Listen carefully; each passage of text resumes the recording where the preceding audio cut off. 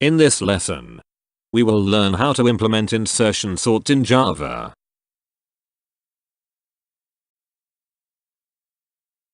In order to implement the insertion sort, we need to break down the algorithm into 3 parts. The first part is to find out where to insert. The second part is to shift or shuffle the numbers to the right if the slot we want to insert is not free. The third part is the main insertion sort algorithm that make use of the previous 2 parts. We can implement each part using a method. We will go through these 3 parts one by one in this lesson. The first method we are looking at is find where to insert. This method takes in an integer x and an integer first free and an array a. Integer x is the number to be inserted into the array a. Integer first free is the index of sorted array, which is yet to be used. For example, if we have an integer array with 2, 4, 5 and the rest zeros. In array A, starting from index 3 onwards, the cells has not been used, so integer first free is 3. And integer x is 3, which is the next integer we want to insert into array A. This method will look for where to insert 3. It will return 1, as integer 3 is to be inserted into index 1 of array A.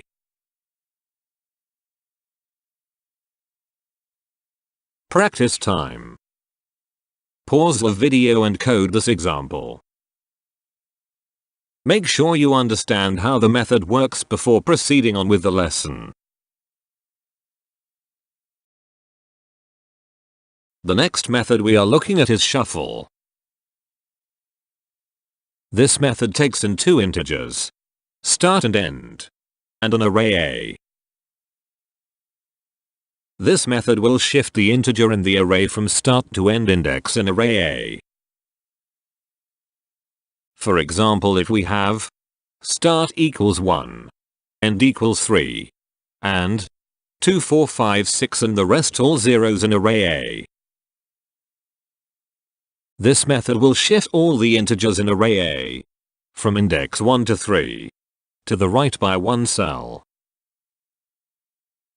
There is no need to pass back the array, as array is passed by reference. The changes in the method will affect the array from the calling method. Practice time. Pause the video and code this example. Make sure you understand how the method works before proceeding on with the lesson. Next we will go through the Java codes for insertion sort. First we have 2 arrays. The first array is numbers, which has all the integers to be sorted.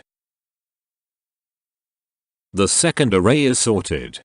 This array has the same size as the number array. For a start, all integers in sorted array are initialized to zeros. First, we enter a for loop with loop counter I. I will count from 0 to 2. The first item we get from numbers array is 3. We use the find where to insert method to determine where to insert 3 into sorted array. The method will return index 0. Then we use shuffle method to shift the required integers to the right. However, for this case, there is nothing to shift. And we assign the integer 3 to the first item in the sorted array. Next, I is incremented from 0 to 1. The second item we get from numbers array is 5. We use the find where to insert method to determine where to insert 5 into sorted array. The method will return index 1. Then we use shuffle method to shift the required integers to the right. However, for this case, there is nothing to shift. And we assign the integer 5 to the second item in the sorted array. Next, I is incremented from 1 to 2. The third item we get from numbers array is 2. We use the find where to insert method to determine where to insert 2 into sorted array. The method will return index 0. Then we use shuffle method to shift 3 and 5 in sorted array to the right by 1 cell. We assign the integer 2 to the first item in the sorted array, and the insertion sorting process ends. Finally, we use a loop to print the content of the sorted integer array.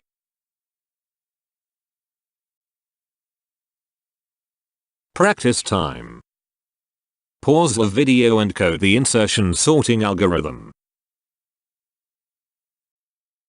Remember to include the find where to insert method and shuffle method. Exercise time. Change the integer array to a string array and sort it according to the length of the strings, from short to long.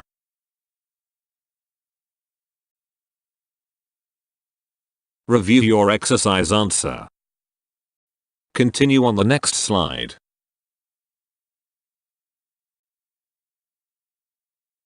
Review your exercise answer.